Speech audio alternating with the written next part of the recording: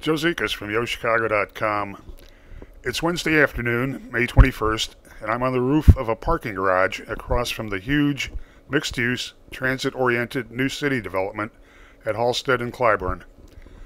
When it's complete, New City will have about 400,000 square feet of office, retail, entertainment, and dining space, parking for 1,100 cars, and a 19-story, 199-unit apartment tower. Construction is moving forward simultaneously on all of New City's components. The apartment tower and parking garage appear to be concrete construction, and the retail and entertainment structures are steel and hollow core pre-stressed concrete slabs. New City will be anchored by an 80,000 square foot Mariano's, which, probably not coincidentally, is the size of the world's largest Whole Foods in London.